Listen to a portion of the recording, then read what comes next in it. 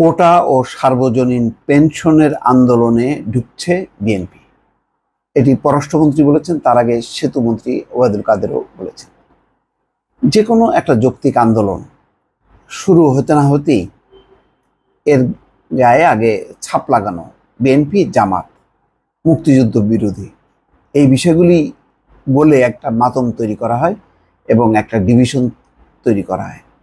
অথচ সার্বজনীন যে পেনশনের আন্দোলন, যেই প্রত্যয় পেনশনের বিরুদ্ধে শিক্ষকরা যে আন্দোলন করছে, তাতে সমস্ত দলমত নির্বিশেষে সবাই তাদের পেশার স্বার্থে তাদের নিজেদের হিসাব নিকেশ করে তারা দেখছেন যে এটি তাদের জন্য ক্ষতি হবে, তারা বঞ্চিত হবেন, তারা ক্ষতিগ্রস্ত হবেন।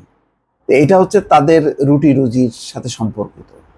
কোটা আন্দোলন এটাও ছাত্রদের একেবারেই রুটি রুজি বা ভবিষ্যৎ, তাদের যেই অধিকার, সেই অধিকার বঞ্চিত হবার বিরুদ্ধে তারা লড়ছে, আন্দোলন করছে। এর মধ্যে বিএনপি কেন, যে কোনো দলই সমর্থন দিতে পারে, সরকারি দলও দিতে পারে, কিন্তু ওই যে আন্দোলন হলেই তারা একেবারে ভূত দেখে, বিএনপির ভূত, জামাতের ভূত, এবং সাথে সাথেই তারা কমেন্ট করেন যে এর ভেতরে বিএনপি ঢুকেছে, এটা হচ্ছে বিএনপির হলো একটা ষড়যন্ত্র।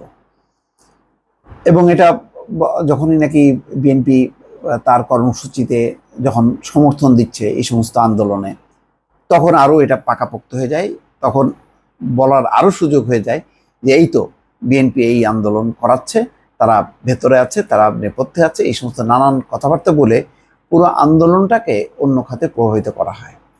এবারও তার বিপরীত না, বা তার ব্যতিক্রম হয়নি, সেটাই হয়েছে।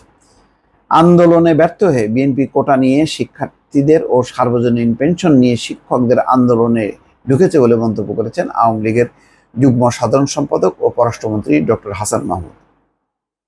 প্রেস ক্লাবে আয়োজিত এক আলোচনা সভায় তিনি এই কথা বলছেন।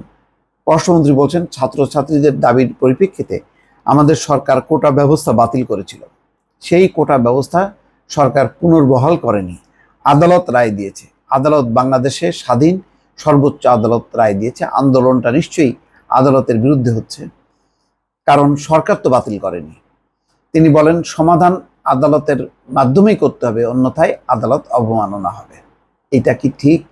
বাংলাদেশের রাজনৈতিক সদিচ্ছা এবং সরকার যদি এটাকে ওন করে, তাহলে আদালত তার বিপক্ষে যাবে, এটা কি কেউ বিশ্বাস করে? কেউ করে না। বলছেন যে এখন যারা তাল দিচ্ছেন, যারা এখানে ঢুকে জনগণকে বিভ্রান্ত করার চেষ্টা করছেন, তাদের সেই প্রচেষ্টা সফল হবে না। সার্বজনীন পেনশন একটি চমৎকার ব্যবস্থা উল্লেখ করে পররাষ্ট্রমন্ত্রী বলছেন, একজন দিনমজুরও যেখানে এই পেনশন ব্যবস্থার আওতায় আসবে।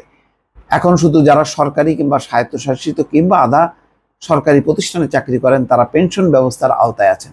স্বল্প আয়ের মানুষের জন্য সরকার বিশেষ প্রণোদনা দেওয়ার ঘোষণা দিয়েছেন। এখন সাধারণ মানুষ আওতায় আসবে, এটা তাদের জন্য নতুন, কিন্তু শিক্ষকরা তো ইতিমধ্যে যারা পাবলিক বিশ্ববিদ্যালয়, তারা তো পেনশন পান।